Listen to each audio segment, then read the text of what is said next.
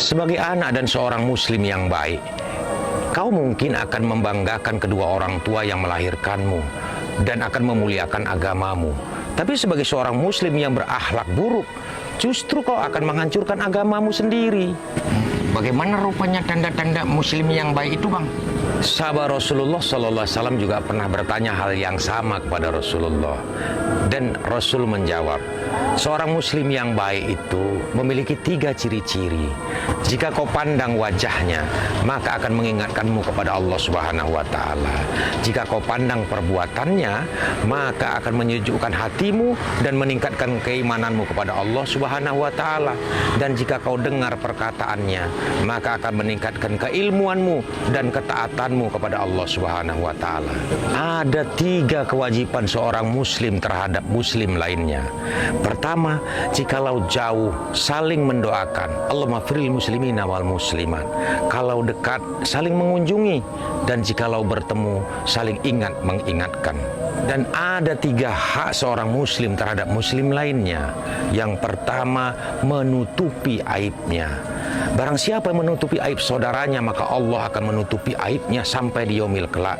Dan barang siapa yang membuka aib saudaranya, maka Allah lah yang akan membuka aibnya sendiri, sehingga dia akan merasa malu sekalipun ia berada di dalam rumahnya.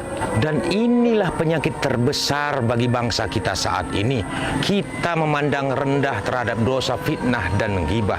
Setiap hari kita dipertontonkan oleh para elit politik yang saling menyerang, menuduh, menuding, membuka aib satu sesama lainnya untuk bermaksud mempermalukan saudaranya sendiri.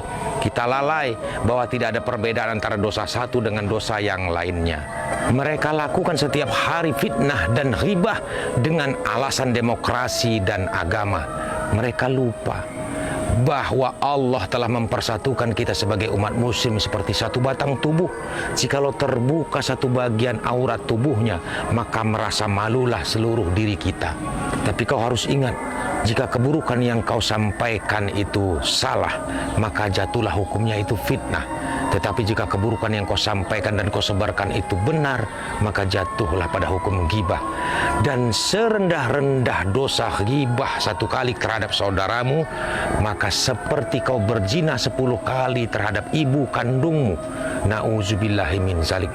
Maka jagalah lisanmu terhadap saudara-saudaramu. Yang kedua, tunaikanlah hak-hak saudaramu. Bantulah mereka yang membutuhkan uluran tanganmu. Bantulah mereka yang terkena musibah. Keluarkanlah zakat dan sedekahmu.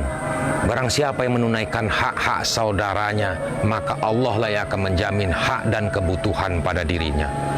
Yang ketiga, maafkanlah kesalahan saudaramu.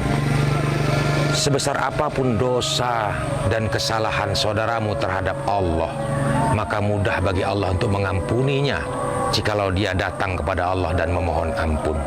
Tapi kesalahan dan dosa terhadap sesama manusia akan tetap tergantung dan akan dipertanggungjawabkan sampai di antara kita saling memaafkan.